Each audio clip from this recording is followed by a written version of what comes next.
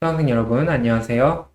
드디어 저희가 이번 학기의 마지막 주차 강의로 돌아왔습니다. 굉장히 설레는 부분이 있고요. 이번 장에서는 지난 시간까지 19, 20, 21, 22까지 4장에 걸쳐서 금융기관의 위험 관리에 대해서 얘기를 했는데, 이제 그 위험을 3가지로 나눴었죠. 크게 재무적인 위험을 3가지를 짚어드렸는데, 첫 번째가 신용 위험, 두 번째가 유동성 위험, 세 번째가 금리 위험 있었어요. 근데 요새는 또 이런 위험을 관리하기 위해서 많이 사용이 되는 것이 바로 파생 상품입니다. 그래서 여러분들께서 아마 우리 학교 경영학과 커리큘럼상 4학년 2학기 마지막 학기에 이 선물 옵션 시장에 대한 파생 상품에 대한 수업이 있기 때문에 아마 배경 지식이 없을 수 있다라는 점을 감안하고 이번 장에서는 간단하게 파생 상품을 통해서 어떻게 금융기관들이 위험을 관리할 수 있다는 것인지 보여드리는 그런 시간을 가져보도록 하겠습니다. 원래는 파생 상품이 굉장히 어려운 부분이 있고 수학적인 부분이 있는데 그거를 최소화하고 이제 단순화시켜서 설명을 드릴 테니까 현실에 적용하면 이제 구체적으로 적용했을 때는 좀 차이가 있을 수 있다. 이런 점은 이해해 주시고 수업을 들어주시면 좋겠습니다. 그래서 저희는 이번 시간에 대표적인 그 파생 상품인 선도, 선물, 옵션, 스왑에 대해서 각각 알아보고 그것이 어떻게 금융기관의 위험관리 사례에 적용될 수 있는지 살펴볼 텐데요. 먼저 이 첫 번째 영상에서는 선도계약과 선물계약에 대해서 알아보는 그런 시간을 가져보도록 하겠습니다. 자, 그러면 들어가기 앞서서 파생 상품이 무엇이냐? 이것부터 알아야겠죠? 이 파생 상품은 영어로는 derivative 혹은 derivative security 해서 파생된 증권 이런 식으로 얘기를 하는데 이것은 무엇이냐면 이것도 하나의 금융 상품으로서 어떤 상호 간의 계약이라고 볼 수 있습니다.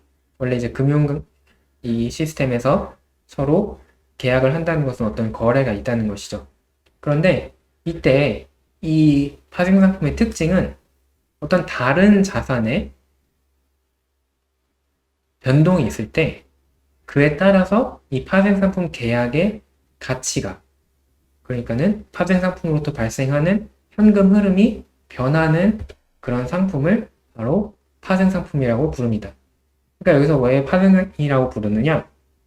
바로 다른 상품의 가치로부터 파생된 그런 상품이라는 뜻에서 파생 상품이라고 부른다는 거죠.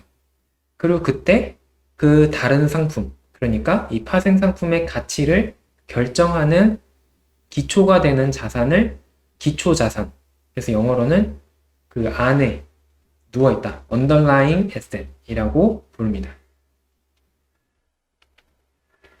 그리고 이제 파생 상품을 다룰 때는 우리가 일반적인 계약과 구분하기 위해서 일반적인 거래를 현물 계약이라는 이름으로 별도로 부르게 돼요. 현물 계약은 이제 영어로는 spot contract, spot trading 뭐 이런 식으로 얘기를 하는데 요거는 일반적인 거래라는 것은 무엇이냐?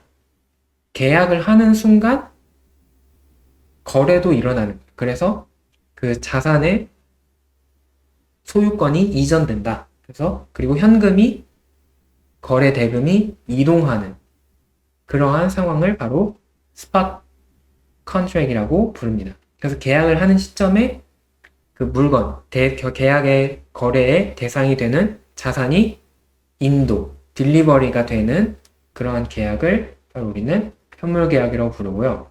이 현물 계약에서는 일반적으로 우리가 이렇게 생각할 수 있죠. 사는 사람이 계약을 하고 바로 최대한 빠른 시간 내에 지금 바로 아니면 혹은 아주 빠른 시간 내에 값을 지불하고 그리고 파는 사람, 매도자는 또 바로 상품을 보내거나 주는 그런 상황이 되는 거죠. 근데 이게 왜 구분이 생기느냐? 바로 우리가 이번 영상에서 배울 선도와 선물 계약은 이렇게 현물 계약을 일반적인 원칙을 따르지 않기 때문이에요.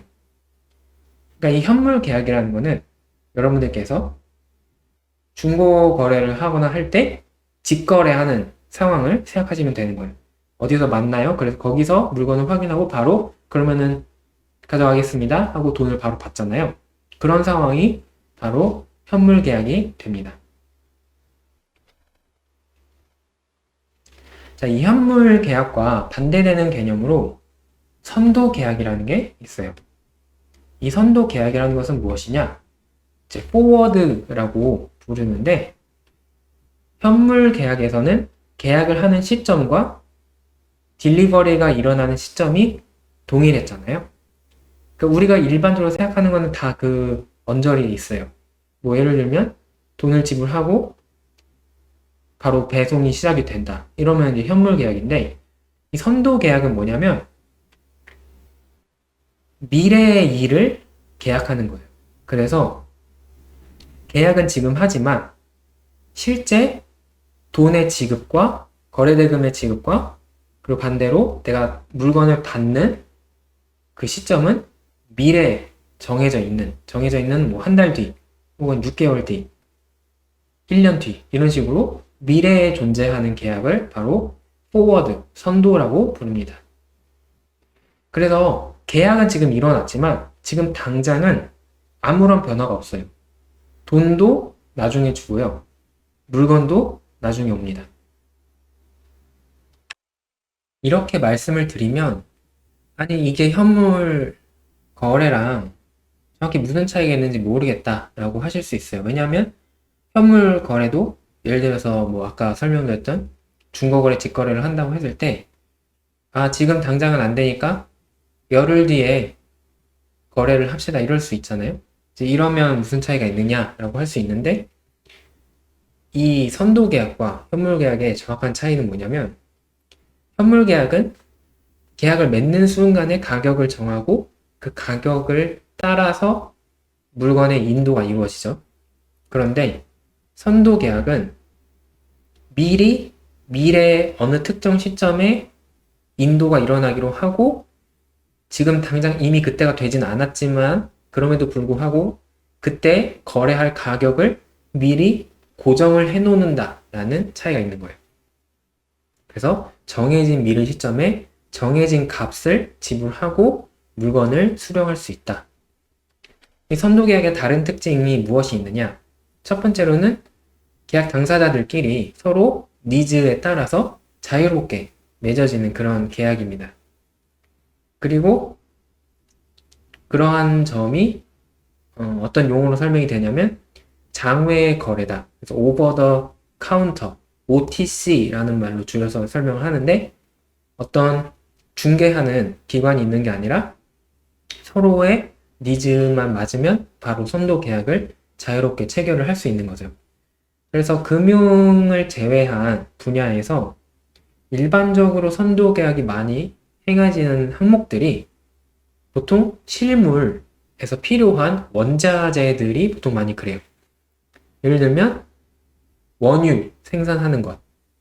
원유를 생산하는 뭐 예를 들면 중동이나 뭐 미국이나 이런 곳의 국가들 입장에서는 이 나중에 가격이 어떻게 될지 모르니까 내가 6개월 후에 원유를 넘겨줄 테니까 그때 가격을 미리 정하자라는 식으로 선도 계약을 정유사와 체결을 할 수가 있습니다. 그리고 농작물, 특히 그 중에서 많이 쓰이는 게 옥수수나 밀 같은 대표적인 그런 상품들은 1년 동안 혹은 6개월 동안의 작황이 어떻게 될지 모르잖아요. 그러니까 농사가 잘 될지 안 될지 모르는 상황이고 그때 가서 수요가 얼마가 될지 모르니까 농부들이 미리 선도 계약을 통해서 가격을 정해놓고 얼마만큼을 팔겠다라고 약속을 하는 거죠.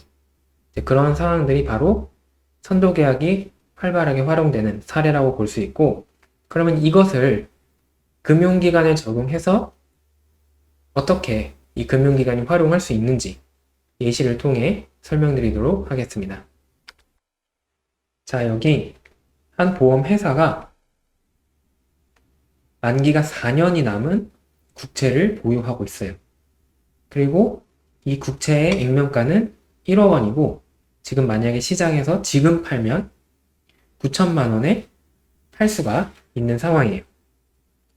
근데 이 보험회사는 이제 1개월 후에, 지금이 아니라 1개월 후에 보험료 지급을 위해서 현금이 필요한 것 같아요. 그래서 1개월 후에는 국채를 매각을 해야겠다 라고 생각하고 있는 상황입니다.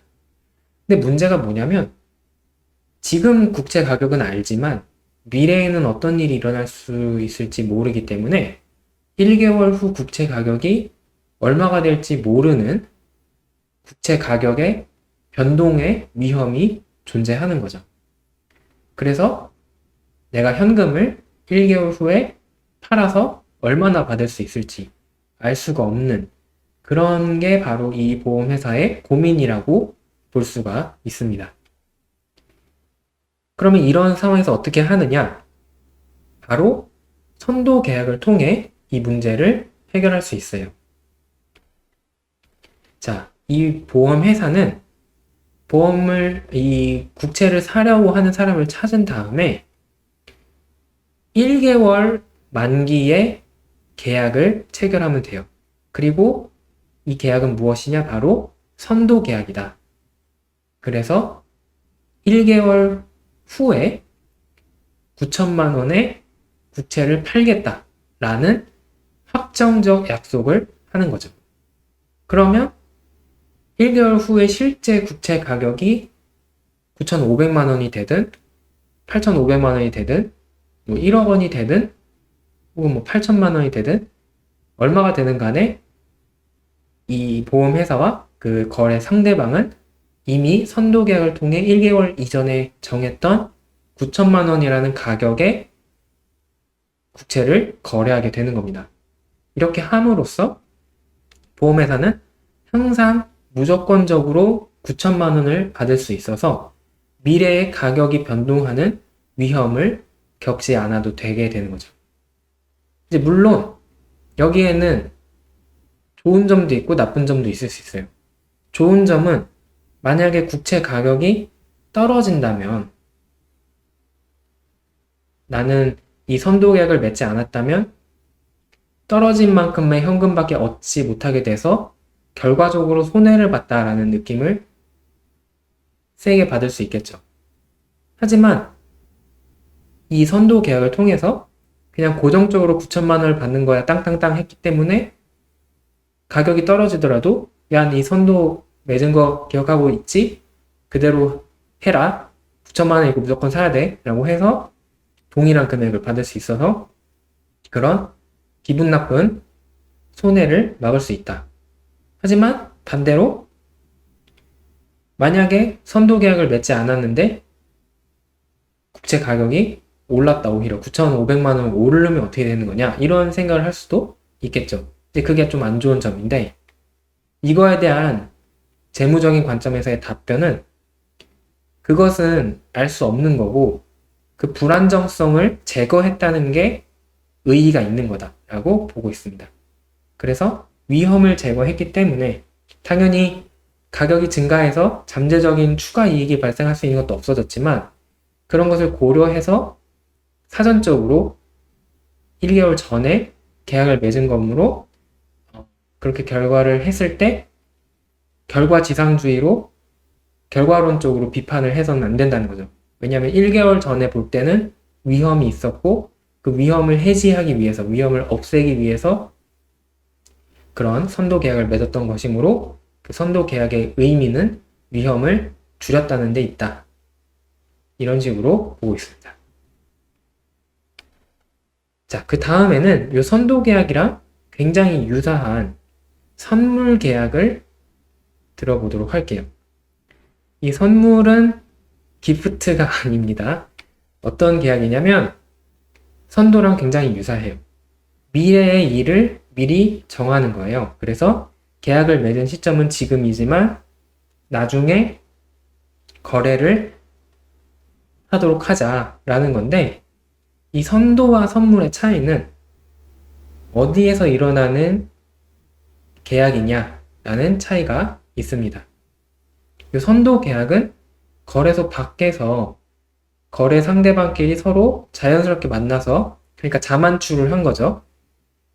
그래서 계약을 맺었다면 이 거래소는 마치 듀오와 같은 그런 형태라고 볼 수 있어요. 그래서 서로 거래 상대방을 거래소를 통해서 쉽게 만날 수 있다. 그리고 계약도 뭐 자연스러운 연애를 하면 굉장히 다양한 형태의 연애가 존재할 수 있지만, 이렇게 선물 계약처럼 딱 정해진 거래소에서 하게 되면 거래소에서 제공하는 표준 양식이 있는 거죠. 그러니까 딱 서로 구체적으로 막 특이한 점이 없는, 그래서 굉장히 표준적인 그런 계약을 할 수가 있게 됩니다. 자, 그리고 이 선물 계약은 여러분들이 마치 공매도가 가능한 거랑 비슷한 상황이라고 생각을 할 수가 있어요. 그래서 선물 계약을 매수할 수가 있고 매도할 수가 있는데, 이 매수와 매도의 개념이 조금 우리가 생각하는 개념이랑 다릅니다. 그러니까 우리가 일반적으로 생각하는 매수는 어떤 자산을 사는 거잖아요. 그리고 매도는 어떤 자산을 파는 거예요. 그래서 매수는 쉽게 생각할 수 있는데, 매도는 내가 물건이 있어야 판다라는 고정관념이 생길 수 있습니다. 하지만 이 선도의 세계에서, 선물의 세계에서는 내가 자산이 없어도 매도 계약을 맺을 수 있습니다. 그래서 그냥 약속의 내용이 조금 우리가 일반적으로 생각하는 관념이랑 다르다. 그러면 어떻게 결정이 이루어지냐? 일단 이 선물 계약을 활용하는 데 있어서 사실 굉장히 차이가 존재하는데, 이 선물 계약은, 아까 선도 계약은 실제로 거래를 하려는 당사자끼리 맺었다면, 선물 계약은 사이드 계약이에요. 그래서 A가 있고 B가 있는데 만약에 둘이 진짜 거래를 하려고 한다. 근데 그거에서 발생할 수 있는 위험을 해지하고 싶어서 선물 계약을 A가 맺는다면, 그 선물 계약은 거래소를 통해 C라는 제3자랑 맺게 되는 거예요. 이거를 그림으로 보여드리면, 아까 선도의 예시에서는 이제 보험회사가 어떤 매수자가 있었죠. 국채를 매수하려는 매수자가 있었어요. 그래서 내가 가지고 있던 국채를 이렇게 넘기는 계약을 하는데, 그 본 계약을 하는데, 다만 실제 거래가 일어나기 전에, 한참 전에 결정된 계약을 한다라는 게 선도 계약이었다면, 이제 요 선물 계약은 뭐냐면, 요 본 거래와 무관한 다른 계약을 거래소를 통해서 중개가 된 제3자랑 선물 계약을 맺는다는 거죠. 그러니까 이 국채가 이 선물의 대상이 되는 게 아니다 라는 차이가 존재한다는 겁니다. 자, 그리고 또 한 가지 중요한 차이점이 존재하는데, 선도 계약은 아까 1개월 후에 하자 했으면 그 1개월 사이에는 완전히 정말 아무런 일도 일어나지 않아요. 하지만 선물 계약은 거래소를 통해 일어나기 때문에, 여러분들 중에 주식 투자를 하시는 분은 아실 거예요. 증권사 홈페이지 ACTS 이런 걸 들어가서 보면 내가 주식을 샀거나 하면 매일매일 내 자산의 가치 변동을 바로 증권사에서 보여주잖아요. 그거랑 마찬가지로 이 선물 계약도 매일매일 오늘의 가격 변화에 따라서 현재 당신이 보유한 선물 계약의 가치가 어떻게 되는지 바로 보여주고 또 실제로 정산을 실행을 합니다. 그래서 이거를 뭐라고 부르냐면 marked to market daily라고 부릅니다. 그러니까 이 시장의 가격에 따라서 매일매일 정산을 한다. 그러니까 만약에 내가 이익을 보고 있으면 바로 나에게 돈을 쏴주고 내가 손해를 보고 있으면 바로 내 계좌에서 돈을 빼가는 그런 정산이 일어난다는 거죠.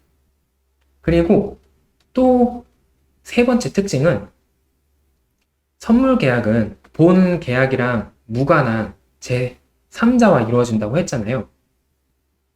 그래서 사실 완전히 실행이 되지 않습니다. 이게 무슨 말이었냐 하실 수 있어요. 이게 굉장히 충격과 공포의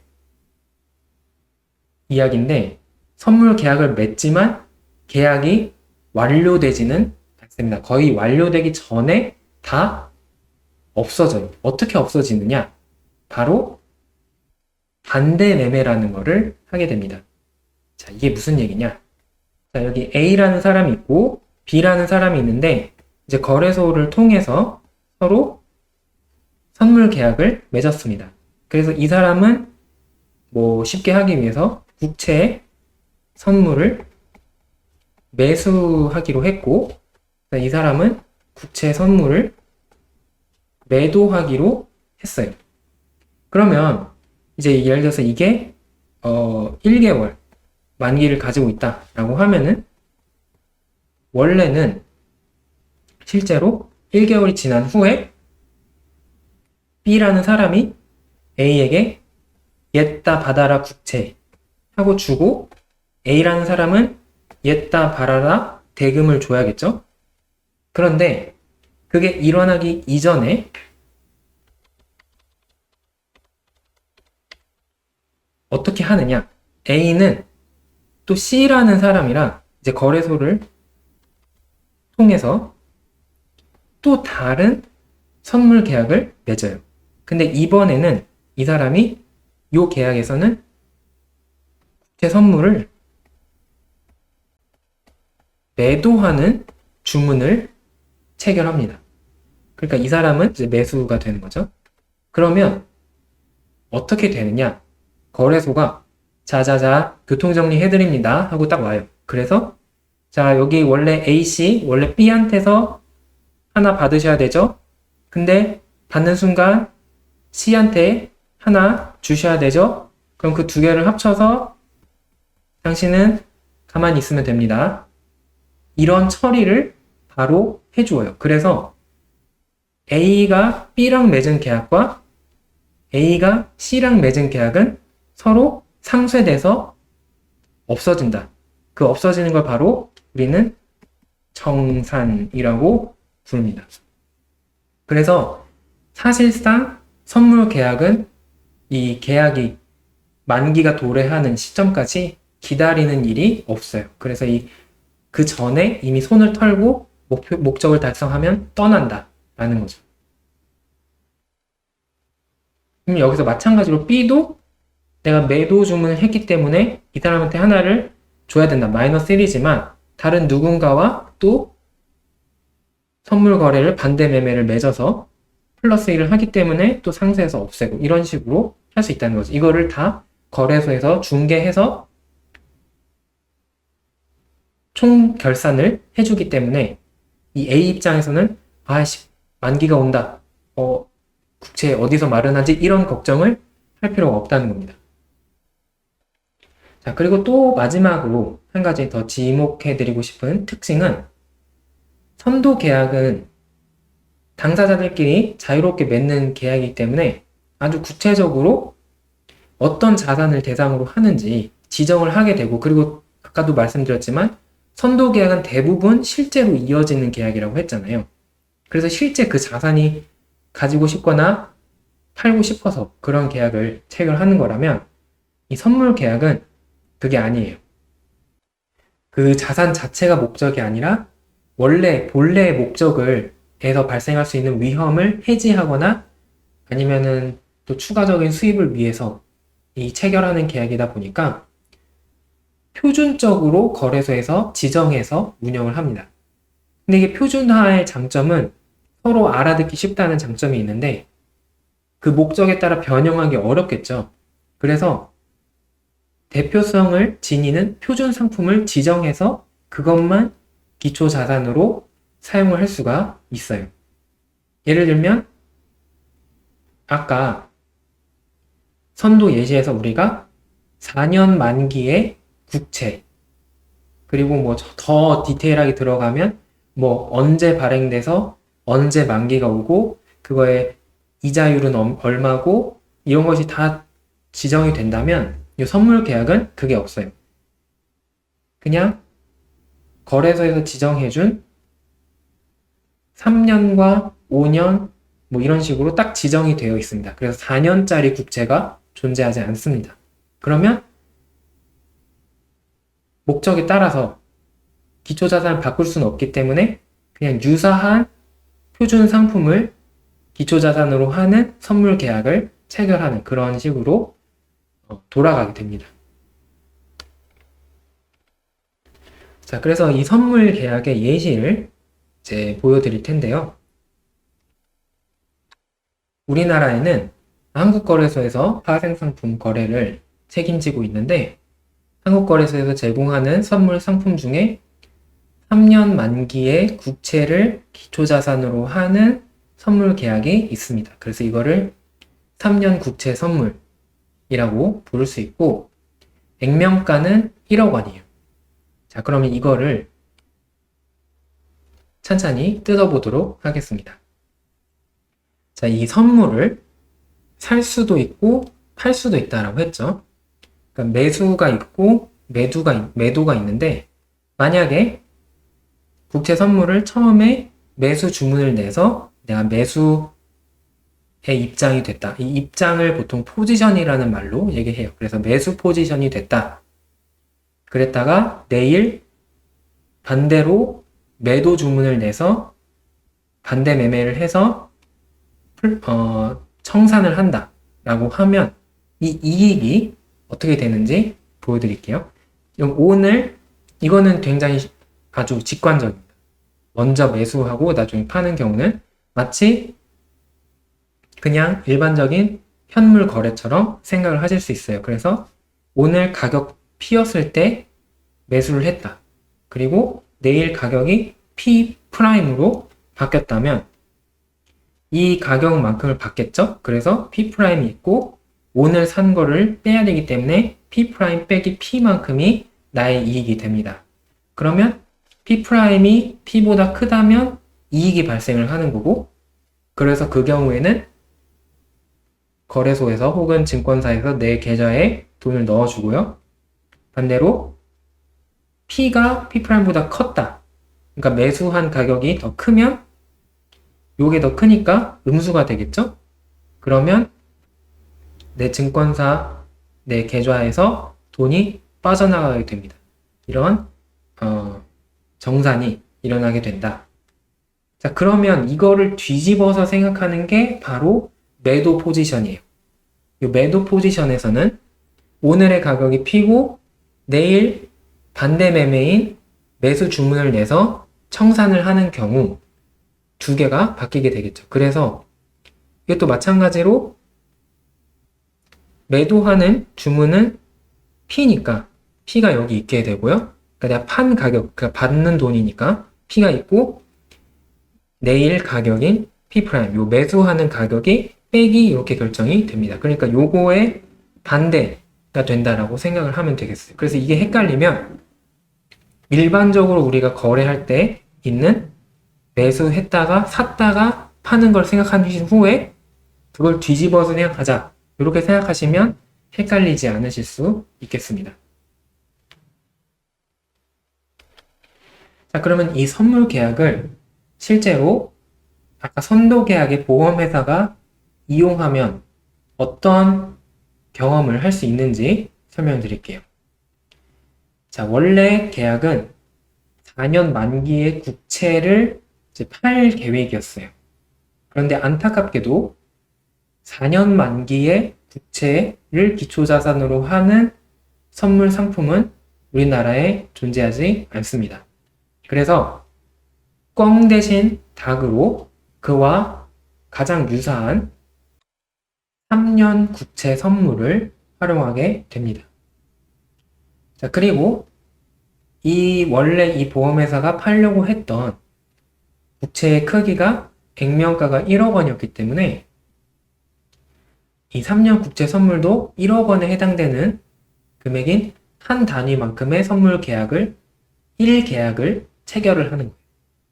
자, 근데 보통 선물 계약과 현물 계약에는 가격 차이가 있기 때문에 이 선물 시장에서 3년 국채 선물의 가격이 9,100만 원이라고 가정을 하겠습니다.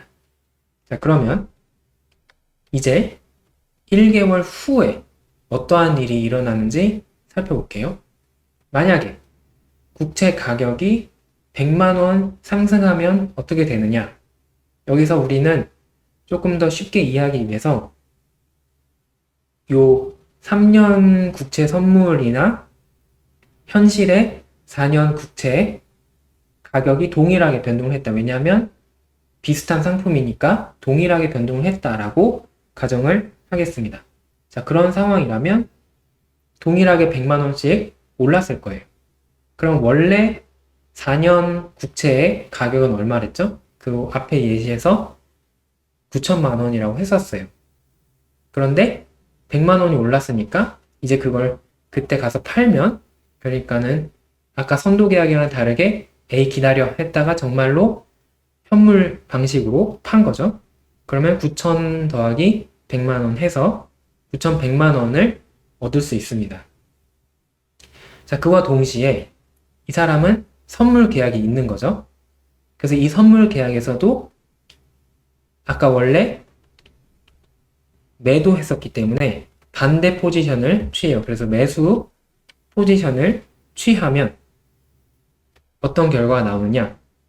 매수한 금액은 원래 그 한 1개월 전에 선물 가격에서 100만 원 올랐을 테니까 9,200만 원이 돼 있을 거예요. 근데 매도한 금액은 9,100만 원이었으니까 9,100만 원에서 9,200만 원을 빼서 100만 원을 마이너스 100만 원이, 그러니까 100만 원을 손해를 보는 상황이 발생하게 됩니다. 그러면 총 합친 순현금 흐름은 어떻게 되느냐? 실제 국채를 매각함으로써 9,100만 원을 얻고 선물 시장에서 100만 원을 잃어버려서 9천만 원의 현금 흐름을 가져오게 됩니다. 자, 이게 첫 번째로 1개월 후 국채 가격이 상승하는 경우였어요. 그럼 두 번째, 국채 가격이 그대로면 어떻게 되느냐? 이 경우에는 가격 변동이 없으니까 실제 4년 만기 국채의 가격도 9천만 원인 게 당연하겠죠? 그리고 선물의 가격도 변화가 없을 것이다 라고 가정을 할 수가 있습니다. 왜냐하면 거의 유사한 상품이니까 가격 흐름이 유사하게 움직였을 거다라는 거죠. 그러면 이제 9,100만 원에 매도하고 9,100만 원에 매수하니까 선물 시장에서 이익도 손해도 보지 않는 상황이 되겠습니다. 그러면 이 과정에서 실제 현물 시장과 선물 시장에서 발생한 현금 흐름을 합치면 9천만 원이 된다. 그래서 앞에 1번과 동일한 결과를 얻을 수가 있어요. 마지막, 가격이 이번에는 하락하는 경우는 어떻게 되는지 살펴볼게요.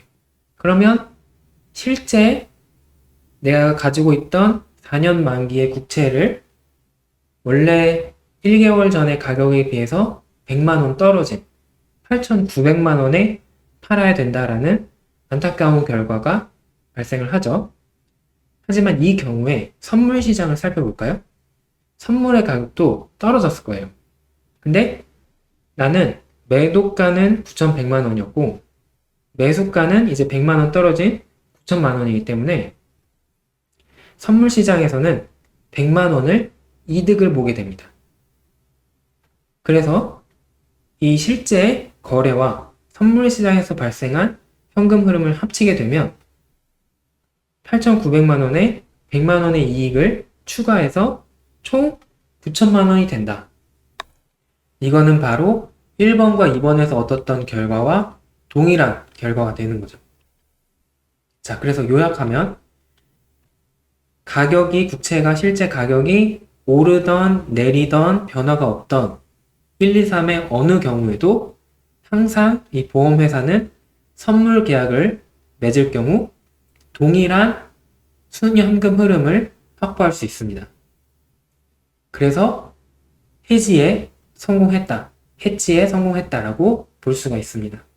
하지만 물론 선도계약과 마찬가지로 잠재적 손해가 없지만 마찬가지로 잠재적 이득도 없다.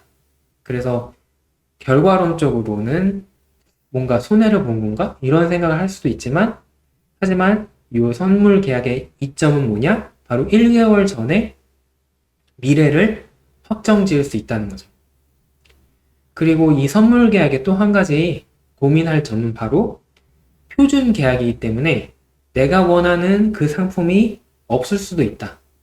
그래서 지금 이 예시에서도 4년 만기 국채가 없어서 3년 만기 국채로 유사 상품을 가져다 놓고 사용을 했기 때문에 만약에 이제 우리는 이론적으로는 이상적인 상황에서 가격 변화가 유사한 상품이니까 비슷하게 일어난다고 했지만 현실에서는 차이가 발생을 할 수 있겠죠?